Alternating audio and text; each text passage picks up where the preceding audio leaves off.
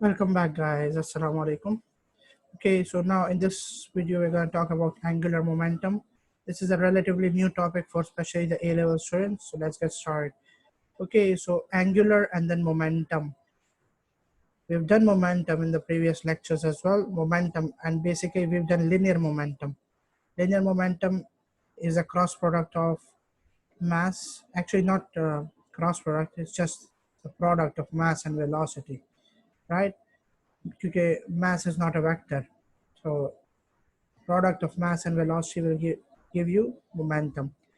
Unit इसका था kgms -1.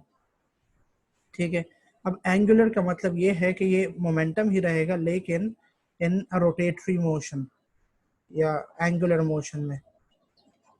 ठीक है, अब बात करते हैं इसकी कि this is a momentum which is associated with angular और रोटेटरी मोशन. इसका पहला कैरेक्टरिस्टिक है जो आपने याद रखना है. लीनियर मोमेंटम हमने लीनियर मोशन में पढ़ा था, राइट? मोशन वाली एक्सक्यूज मी, मोशन वाली वीडियो में हमने कंपैरिजन किया था लिनियर और एंगुलर मोशन के बीच में, राइट? जैसे कि जो आपके पास इक्वेशंस ऑफ मोशन है, is equal to ut plus half at square, ये आपके लिनियर मोशन में है. तो अगर आपने ये एंगुलर मोशन में निकालनी है तो सारा कुछ जो लिनियर का है उसे आप कन्वर्ट कर देंगे एंगुलर में. तो एस की जगह आपने थीटा लगा देना है, यू की जगह आपने ओमेगा लगा देना है और टाइम एज इट इज रहेगा. और ए की जगह आपने अल्फा लगा देना है और T square. Theta is the angular displacement, angular velocity, angular acceleration, whereas t is the time taken. सो इस तरह से हम लीनियर मोमेंटम और एंगुलर मोमेंटम के बीच में कंपैरिजन कर सकते थे.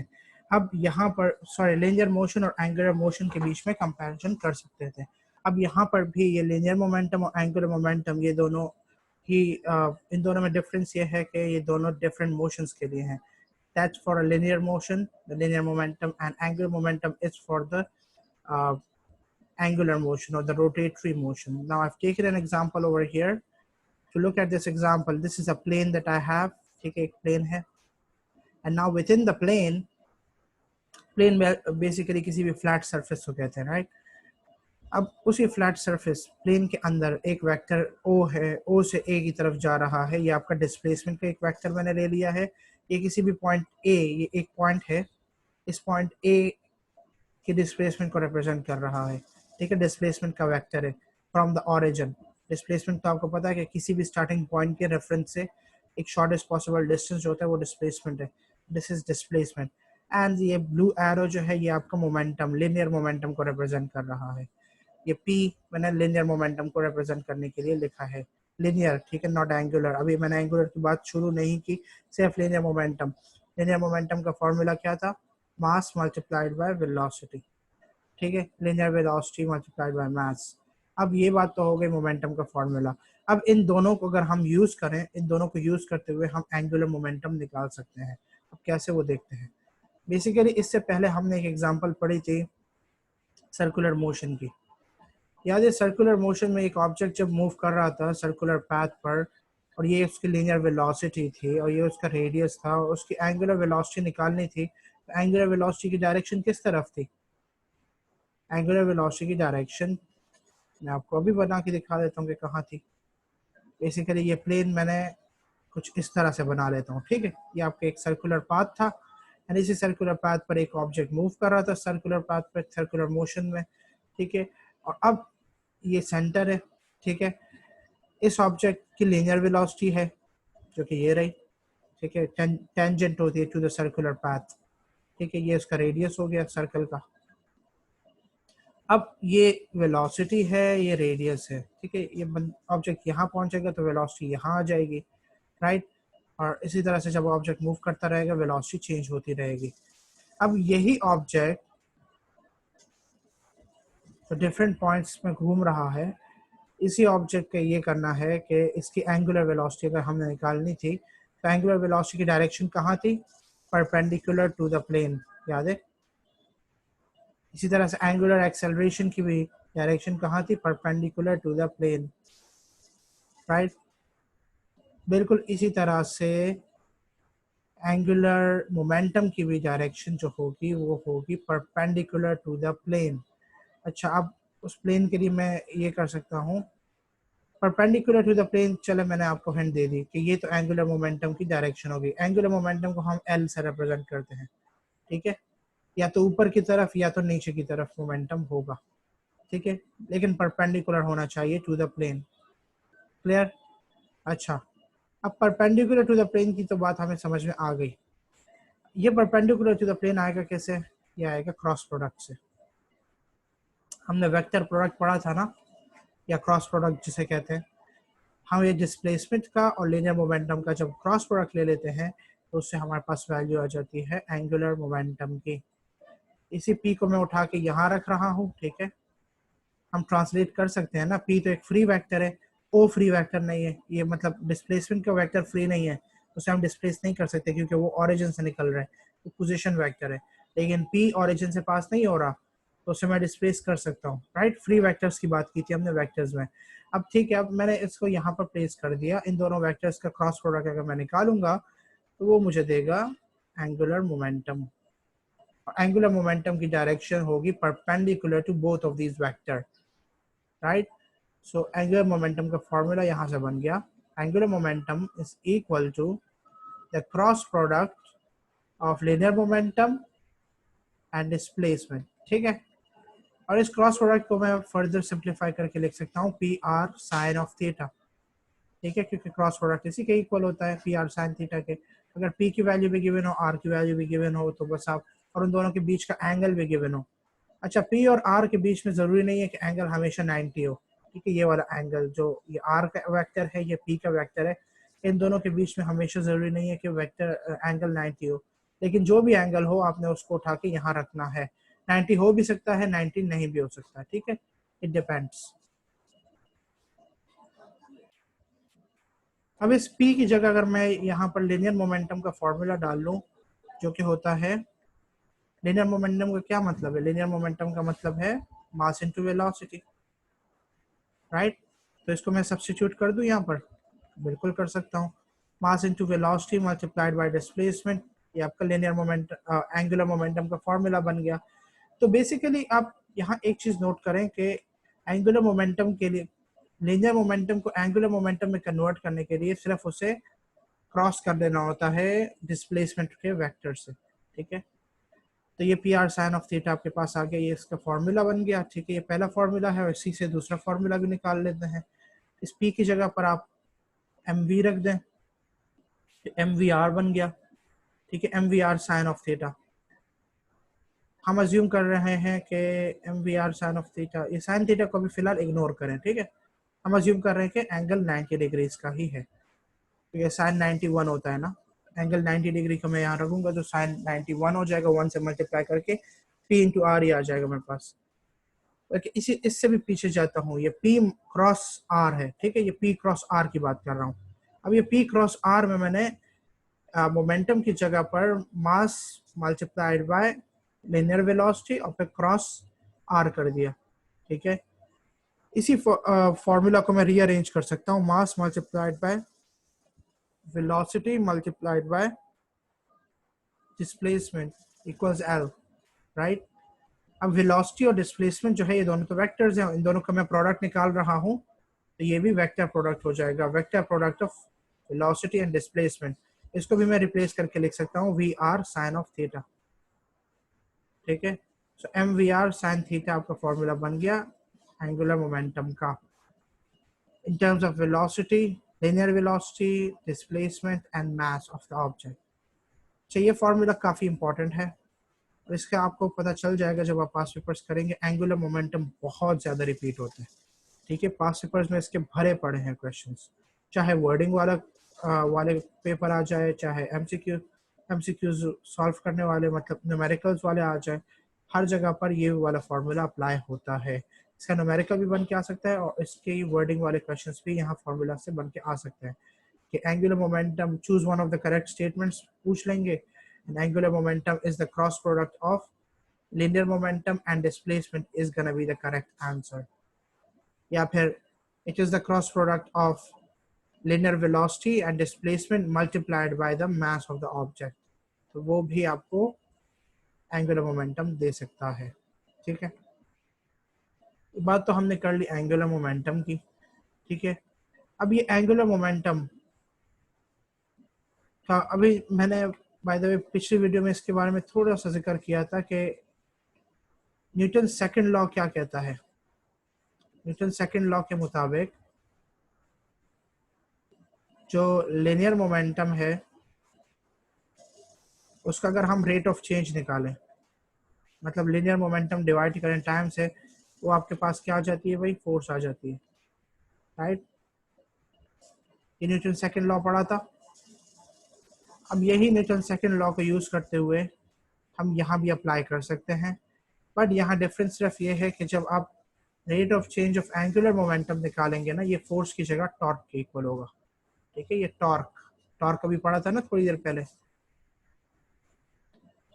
टॉर्क के ही इक्वल होगा, ठीक है। चेंज इन मोमेंटम, मतलब पिछले लेक्चर में टॉर्क पढ़ा था हमने। तो rate of change of angular momentum by definition is equal to torque. Rate of change of angular momentum किसके इक्वल है भाई, टॉर्क के इक्वल है। ये भी एक वर्डिंग वाला एमसीक्यू बन गया आपका। ये वाला क्वेश्चन भी आ चुका है पास्ट पेपर्स में।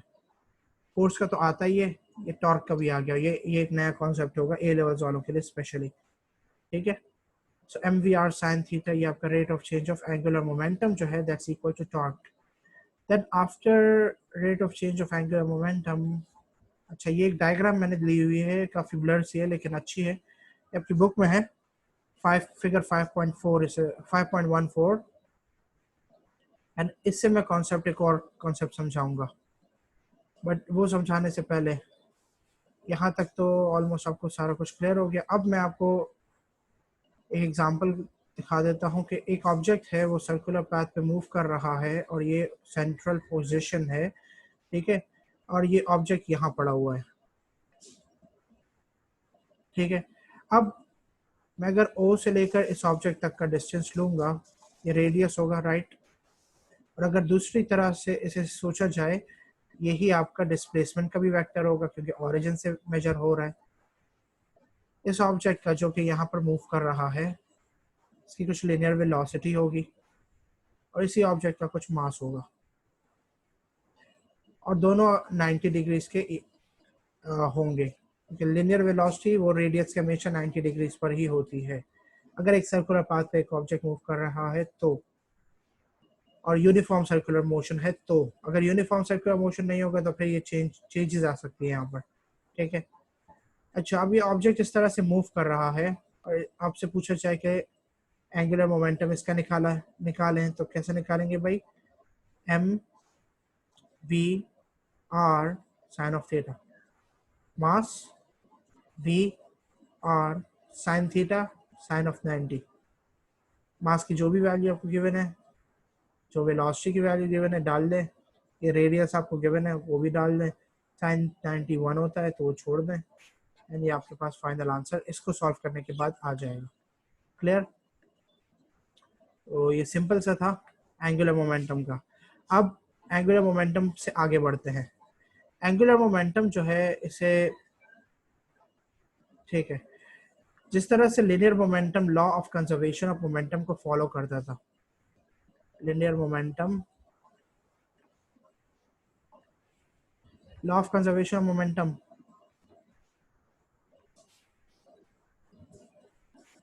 is followed by the linear momentum. Similarly, angular momentum also follows the law of conservation of momentum. Okay. By the way, book में derivation given है, that derivation is not important because you guys are doing MCQs. Derivation is not necessary. But yeah, what's necessary, I'll tell you. Angular momentum follows the law of conservation of momentum. If it follows the law of conservation of momentum, that means the total momentum, total angular momentum always will stay constant as long as no external, not force, no external torque is applied. अब ये important है। अच्छा, मैंने force का जिक्र यहाँ क्यों किया? Why did I refer to force over here?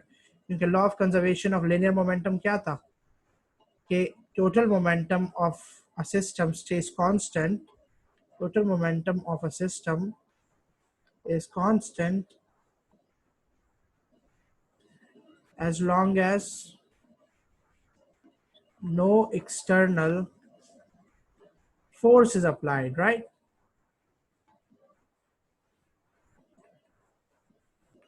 इस तरह के सिस्टम को जिसमें कोई एक्सटर्नल फोर्स अप्लाई नहीं होती, कौन सा सिस्टम कहते हैं? Isolated system. अच्छा, so as long as no external force is applied, the total momentum of a system will stay constant, right? अब यहाँ पर ये हम एंगुलर की बात कर रहे हैं, तो एंगुलर मोशन में फोर्स के एनालिगस कौन सी क्वांटिटी है? टॉर्क, ठीक है, क्योंकि हम एंगुलर मोमेंटम की कंजर्वेशन की बात कर रहे हैं, तो एंगुलर मोमेंटम की कंजर्वेशन की भी वर्डिंग कुछ ऐसी होगी कि total angular momentum of a system will stay constant as long as no external torque is applied, ठीक है। अगर टॉर्क अप्लाई होगा तो वो कांस्टेंट नहीं रहेगा, और यहाँ पर अगर फोर्स अप्लाई होगा तो लिनियर मोमेंटम कांस्टेंट नहीं रहेगा, एंड दैट सिस्टम जिसपे ना तो कोई एक्सटर्नल टॉर्क एक्ट करे और ना कोई एक्सटर्नल फोर्स एक्ट करे, उसे कहेंगे आइसोलेटेड सिस्टम। तो आपसे अगर आइसोलेटेड सिस्टम की डेफिनेशन पूछी जाए तो ये दोनों चीज़ों का होना ज़रूरी है। अच्छा, अब यहाँ पर कुछ ए लेवल्स वाले स्टूडेंट्स पूछेंगे कि हमने ए लेवल्स में तो ये पढ़ा था कि फोर्स का ना होना बस काफ़ी है। वो इसलिए क्योंकि ए लेवल्स में टॉर्क का कॉन्सेप्ट नहीं था, एंगुलर मोमेंटम का कॉन्सेप्ट नहीं था, ठीक है। तो यहाँ पर एंगुलर मोमेंटम का भी कॉन्सेप्ट है, तो इसलिए दोनों का होना ज़रूरी है for a system to be isolated. Now so अब इसको अप्लाई भी कर लेते हैं। अब फॉर इंस्टेंस हमें पता है कि टोटल एंगुलर मोमेंटम जो है वो linear momentum multiplied by displacement के इक्वल है, राइट। डिस्प्लेसमेंट मतलब उस ऑब्जेक्ट का जो रेडियस होगा, जो भी रेडियस होगा। आप अगर किसी ऑब्जेक्ट, अच्छा हम अगर किसी कॉइन की बात कर लें, ये आपके पास एक कॉइन है, इसको ज़रा ठीक से, अच्छा जी, अब ये आपके पास एक कॉइन है, ठीक है। ये कॉइन अगर खुद रोटेट कर रही है, इसकी भी कुछ वेलोसिटी होगी, राइट। इसका एक सेंट्रल पॉइंट होगा। वेलोसिटी को हम यहाँ से मेजर कर सकते हैं, लिनियर वेलोसिटी बेसिकली, और इसका जो भी रेडियस होगा, आप उनके दोनों को आप क्रॉस करेंगे तो आपके पास आ जाएगा एंगुलर मोमेंटम। लेकिन तब आएगा जब आप इसको मास से भी मल्टीप्लाई करें। अभी पिछले एग्जांपल में हमने पिछले एग्जांपल में हमने ये सीखा था कि जब मोमेंटम की जगह आप मास इंटू वेलोसिटी डाल देते हैं एंड रेडियस अपनी जगह पे रहता है, तो it becomes velocity into radius into mass which is equal to angular momentum. So mass is equal multiplied by velocity multiplied by radius. So कोई कॉइन हो, खुद रोटेट कर रहा हो, या फिर कोई ऑब्जेक्ट हो जो कि किसी सर्कुलर पाथ पे मूव कर रहा हो, दोनों का एंगुलर मोमेंटम आप कैलकुलेट कर सकते हैं। अब यहाँ पर ये तो कॉइन की एग्जांपल मैंने आपको दे दी सिर्फ इसलिए ताकि आपको ये क्लियर हो जाए कि उसे यूज़ कैसे करना है, मतलब रेडियस कहाँ का मेजर करेंगे। बेसिकली अगर कोई ऑब्जेक्ट सर्कुलर पाथ पे मूव कर रहा हो, मतलब ऑर्बिटल मोशन में हो, ये इंपॉर्टेंट पॉइंट मैं बता रहा हूँ आपको। कोई ऑब्जेक्ट ऑर्बिटल मोशन में हो ना, तो फिर रेडियस होगा उस सर्कल का रेडियस जिस सर्कल पर वो मूव कर रहा है। आपके पास एक सर्कल है, इसी सर्कल पे एक ऑब्जेक्ट मूव कर रहा है, तो इस सर्कल के सेंटर से जो रेडियस होगा वो आपका रेडियस होगा, ठीक है। और अगर एक ऑब्जेक्ट खुद ही सर्कुलर है, जैसे वो कॉइन की एग्जांपल दे दी, और वो खुद रोटेट कर रहा है, तो उस ऑब्जेक्ट का जो रेडियस होगा वो आपका डिस्प्लेसमेंट होगा। तो इन शॉर्ट, चाहे जैसा भी मोशन हो, जो भी सर्कल आपको नजर आए ना, सर्कल, उस सर्कल का रेडियस आप लेंगे तो वो आपका डिस्प्लेसमेंट हो जाएगा यहाँ पर, ठीक है। अब law of conservation of momentum की बात कर लेते हैं। Law of conservation of momentum के हिसाब से जो टोटल मोमेंटम होगा, it will stay constant, right. Total angular momentum as long as no external force is applied. अगर एक्सटर्नल फोर्स अप्लाई होगी तो टोटल मोमेंटम चेंज हो सकता है। रीजन, क्योंकि टोटल मोमेंटम अपॉन टाइम ये आपका टॉर्क के इक्वल है, right. Total angular momentum upon time, इसी को आप अगर रीअरेंज कर दें तो टॉर्क मल्टीप्लाइड बाय टाइम बन जाएगा। आप टॉर्क को अगर चेंज करेंगे तो आपका एंगुलर मोमेंटम चेंज होगा, ठीक है, टाइम स्टेइंग कांस्टेंट। इसलिए as long as no external torque is being applied, angular momentum तब तक कांस्टेंट रहेगा। अब हम अज्यूम करते हैं कि एक यही वाली डायग्राम पे आ जाते हैं जो बुक की है।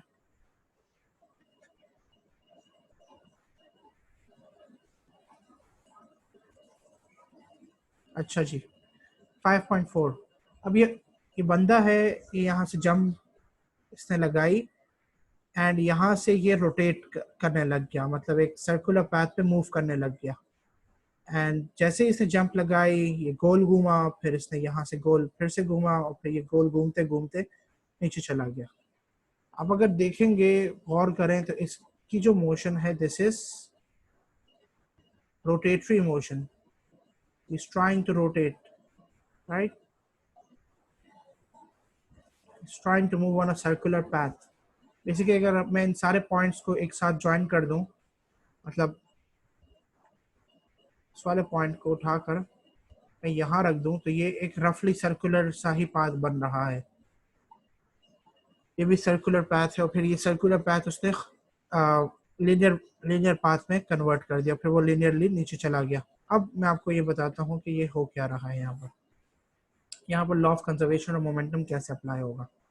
बेसिकली इनिशियली इसका जो एरिया था this was large, right, area was large, पूरा इसका एरिया था। अब जैसे ही उसने खुद को फोल्ड किया, as soon as he folded upon himself, तो ये एरिया रफली सर्कुलर हो गया, ठीक है, मतलब जो सर्कुलर पाथ पे मूव कर रहा है हम अज्यूम करते हैं वो कुछ इस टाइप का नजर आ रहा है, राइट। अब वो इनिशियली इस तरह से भी घूम सकता था लेकिन उसने खुद को फोल्ड करना जरूरी समझा ताकि एयर रेजिस्टेंस के इफेक्ट्स वगैरह खत्म हो जाए। उनके अलावा भी एक और इफेक्ट होगा, ये फोल्ड करने की वजह से इसका जो सरफेस एरिया होगा ना, जो आपको ये क्रॉस सेक्शनल एरिया नजर आ रहा है, ये एरिया कम हो जाएगा। बेसिकली इनिशियली अगर ये पूरा एक सर्कुलर पैथ इसका मूव बंद था, अब अच्छा इस तरह से देखें, as soon as he folds upon himself his area shrinks। अगर इनिशियली कोई बड़ा एरिया था अब छोटा एरिया हो जाएगा, राइट, his area shrinks। हो क्या रहा है यहाँ पर, एरिया श्रिंक होने का मतलब हुआ कि जो रेडियस होगा वो कम हो रहा है, राइट। अब गौर से सुनिएगा, एंगुलर मोमेंटम का फॉर्मूला है मोमेंटम मल्टीप्लाइड बाय रेडियस या फिर mass into velocity into radius, यही है। मास तो कांस्टेंट है, मास को तो हम नहीं छेड़ेंगे, ठीक है, मास तो इस ऑब्जेक्ट का चेंज नहीं हो रहा, इस पर्सन का। अच्छा, रेडियस और वेलोसिटी की बात कर लें। As soon as this person folds upon himself, the value of radius decreases, right? जैसे ही इसने फोल्ड किया खुद को, रेडियस की वैल्यू कम हो गई। As soon as the value of radius decreases, total momentum, total angular momentum को तो कांस्टेंट रखना है। अब इस फॉर्मूला को मैं रीअरेंज करने जा रहा हूँ, और से देखिएगा। आप रेडियस को सब्जेक्ट बनाए, बाकी सारी चीजें उस साइड पे भेज दें। ये angular momentum divided by mass multiplied by velocity हो जाएगा, राइट, रीअरेंज करने के बाद। जो ये आपका सॉरी मैंने रेडियस और एंगुलर मोमेंटम को स्विच कर दिया, सेकंड, हाँ बल्कि सही है ना, ये रेडियस है, ठीक है, ये एंगुलर मोमेंटम है, ये मास है, ये वेलोसिटी है। अच्छा मैं ये, ठीक है यही है। अब आप मुझे ये बताएं कि रेडियस और वेलोसिटी का रिलेशनशिप क्या है। एंगुलर मोमेंटम हमें law of conservation of momentum से पता है कि ये कांस्टेंट रहेगा, ये चेंज नहीं होगा क्योंकि कोई एक्सटर्नल टॉर्क इस पर अप्लाई नहीं हो रही।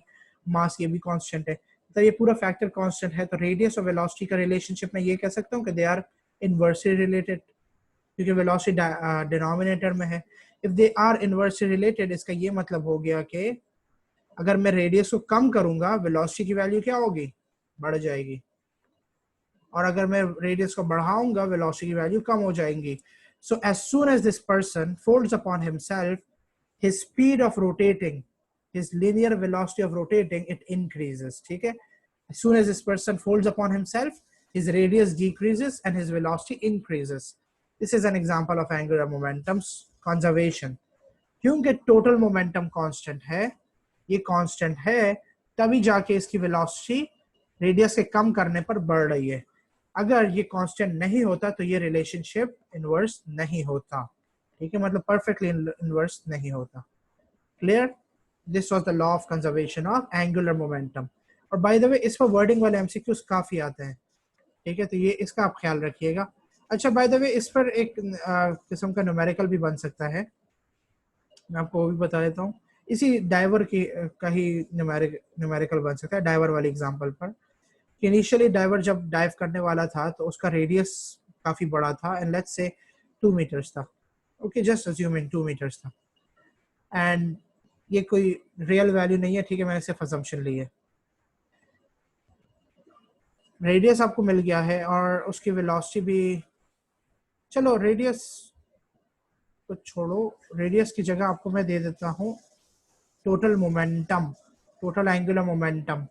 लेट्स से इसकी वैल्यू 10 है, ठीक है, टोटल एंगुलर मोमेंटम की वैल्यू 10 है बिफोर डाइविंग। अच्छा, by the way angular momentum का यूनिट क्या होगा?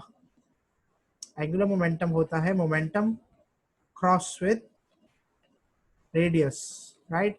मोमेंटम के को हम मास इंटू वेलोसिटी इंटू रेडियस लिख सकते हैं। मास केजी होता है, वेलोसिटी मीटर्स पर सेकंड होता है, और ये रेडियस क्या है भाई? रेडियस मीटर होता है, तो kg M squared S minus 1 इसका यूनिट होता है, ठीक है, इस बात का ख्याल रखिएगा। बाय द वे इसको हम न्यूटन मीटर भी लिख सकते हैं, ठीक है, कि newton metre second, sorry newton metre second. तो mass into velocity metres per second kg, and ये एम स्क्वायर्ड, हाँ यही हो गया, क्योंकि न्यूटन सेकंड इसका मोमेंटम का फॉर्मूला होता है, एंड रेडियस को मीटर्स में डाल देंगे। हाँ तो ठीक है, न्यूटन मीटर सेकंड बन गया इसका फॉर्मूला, यूनिट बेसिकली। बट खैर मैं अभी यूनिट की बात और डिटेल में नहीं कर रहा। ये आपके पास एंगुलर मोमेंटम आ गया, इसकी वैल्यू दे दी मैंने इनिशियली 10, इनिशियल वैल्यू इसकी ये है। अब ये diver, as soon as the diver dives, he moves on a circular path, and the radius of that circular path is given to you. Let's say it's 2 meters now. What's gonna be the final velocity with which he is diving? मतलब final velocity नहीं, basically what's the velocity of this diver when the radius of the circular path on which he is moving is 2 meters? ये आपको calculate करना है, और mass दे दिया है उसका, let's say 70 kg। तो चलें calculate कर लेते हैं। Law of conservation of angular momentum भी अप्लाई होगा, मतलब इनिशियल जो एंगुलर मोमेंटम होगा वो फाइनल एंगुलर मोमेंटम के इक्वल होगा, राइट? इनिशियल एंगुलर मोमेंटम आपके पास 10 दे दिया है, फाइनल एंगुलर मोमेंटम आप कैलकुलेट कर सकते हैं कैसे भाई? MRV से, राइट? अच्छा, मास आपको पता है 70 है, रेडियस आपको पता है 2 है, वेलोसिटी क्या है? वेलोसिटी कैलकुलेट करनी है, ये 10 है। अच्छा, यहाँ पर साइन थीटा भी होता है, लेकिन सिंस ये वेलोसिटी और रेडियस के बीच में ये सर्कुलर पाथ पे मूव कर रहा है, ठीक है, तो वेलोसिटी और रेडियस के बीच में एक 90 डिग्री का एंगल होगा, जिसकी वजह से साइन 90 जो है वो 1 हो जाता है, ठीक है।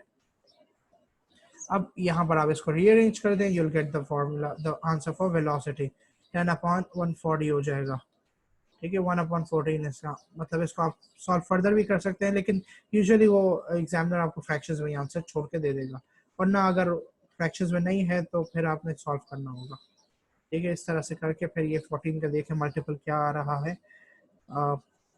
मेरे पास तो कैलकुलेटर है, मैं यहाँ से कैलकुलेटर से कर लेता हूँ, बट आपके पास नहीं होगा कैलकुलेटर अनफॉर्चुनेटली। 0.0714, ठीक है। सो ये आपका एंगुलर मोमेंटम का यहाँ तक आते आते पूरा टॉपिक कंप्लीट हो गया। अब मैं देखता हूँ अगर कोई एमसीक्यू है तो मैं सॉल्व, अच्छा ठीक है, हाँ एग्जांपल क्वेश्चंस तो हो गई, ये चैप्टर आपका कंप्लीट हो गया।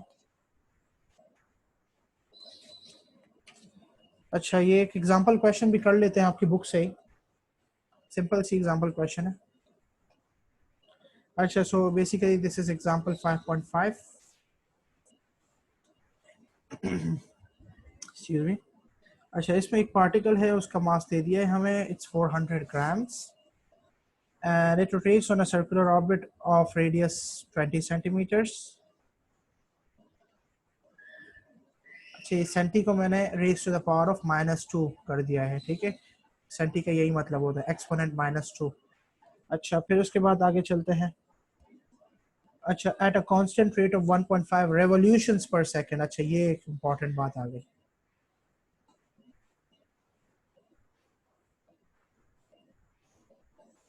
Evaluate the angular momentum of the particle with respect to the centre of the orbit.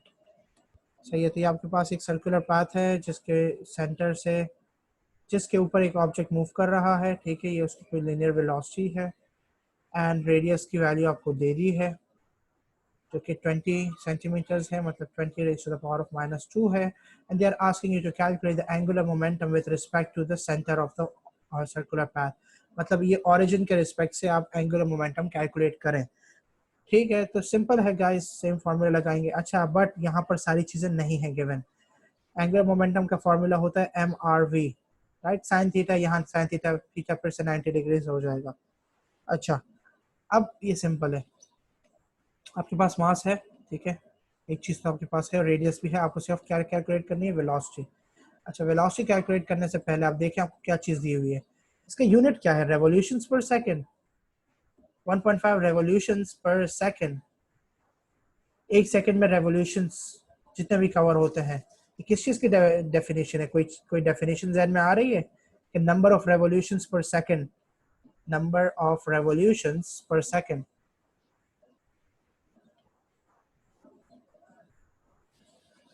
ये है फ्रीक्वेंसी की डेफिनेशन, समझ गए? आपको फ्रीक्वेंसी गिवन है। अच्छा, अगर आपके पास फ्रीक्वेंसी गिवन है और आपको क्या चाहिए, क्या आपको चाहिए, लिनियर वेलोसिटी। कैलकुलेट कर सकते हैं, बिल्कुल कर सकते हैं। बेसिकली लिनियर वेलोसिटी का हमें पता है कि v is equal to R omega. ये एक सर्कुलर मोशन का फॉर्मूला था, right. v is equal to R omega. Circular motion में पढ़ा था हमने कि वेलोसिटी लिनियर और एंगुलर के बीच में ये रिलेशनशिप है। अब ओमेगा का एक और फॉर्मूला हमने पढ़ा था, omega is equal to 2πf, right. इस f को उठा के जो 1.5 रेवोल्यूशंस पर सेकंड आपको गिवन है ना, ये इसको उठा के यहाँ रखेंगे, आपके पास ओमेगा आ जाएगा। ओमेगा को उठा के यहाँ रखेंगे, आपके पास वेलोसिटी आ जाएगी। इसको उठाकर यहाँ रखेंगे, आपके पास एंगुलर मोमेंटम आ जाएगा, ठीक है। ये क्विक मेथड है, इसमें इतना टाइम नहीं लगेगा, ठीक है। और इस टाइप का अगर एमसीक्यू आ गया आपके एग्जाम में तो उसका पहले अटेम्प्ट मत कीजिएगा प्लीज, ठीक है, एंड में कीजिएगा। मुझे पता है काफी इजी है, लेकिन कैलकुलेशंस है, कैलकुलेशन सारी एंड में कीजिएगा ताकि आपके पास आराम से सोचने का टाइम हो, आप सिली मिस्टेक्स ना करें। 2 मल्टीप्लाइड बाय पाई। अच्छा, पाई की वैल्यू 3.14 होती है, आप 3 लीजिएगा, ठीक है, कैलकुलेशंस को इजी रखने के लिए। तो ये हो गया आपका 3 टाइम्स 3 इज 9। अब 9 को आपने यहाँ रखा। रेडियस की वैल्यू आपको गिवन है 20 centimetres. 20 raise to the power of -2 into 9। 2 9 से 18, 180 हो गया, raise to the power of -2, ठीक है। ये हो गया 1.8 मीटर्स। अब ये 1.8 मीटर्स आपके पास क्या चीज़ आ गई, आपके पास लिनियर वेलोसिटी की वैल्यू आ गई। इसको उठाकर आप यहाँ रख दें, आपके पास आंसर आ जाएगा एंगुलर मोमेंटम का। मास इसका क्या है भाई, 400 ग्राम्स है, तो मतलब अच्छा ग्राम्स को भी केजी में कन्वर्ट कीजिएगा, ठीक है। रेडियस आपके पास वही 20 है और वेलोसिटी की वैल्यू है 1.8, ठीक है। ये दो जीरोस गए, अब ये जीरो भी गया। 2 4 जा 8, 8 into 1.8 into 10 raise to the power of -2 कर दिया। तो सॉल्व करें, आपके पास आंसर आ जाएगा, ठीक है। कर ही लेते हैं, बल्कि अब इतना आ गए हैं तो इसको मैं 18 अज्यूम कर लूँ। 18 अज्यूम कर लेता हूँ, ठीक है। इसको 18 अज्यूम करने का मतलब ये होगा कि इसको मैं raise to the power of -1 से फिर मल्टीप्लाई करके रखूँगा, क्योंकि इसका यही मतलब बना ना 1.8। अच्छा, तो इसको आपको क्रॉस मल्टीप्लाई कर दें। 8 जा 64, 8 1 जा 8 एंड प्लस 6 इज 14, 144 आ गया। अब 144 को आप मल्टीप्लाई करें 10 raise to the power of -3 से, 0.144 आ गया प्लस मीटर्स। अच्छा, मीटर्स नहीं, सॉरी, जो एंगुलर मोमेंटम का यूनिट है, न्यूटन्स मीटर सेकंड, ठीक है। Hope that makes sense. And यहाँ तक आते रहते आपका एंगुलर मोमेंटम का चैप्टर भी कंप्लीट हो गया। We are done with chapter 5। Thank you so much guys.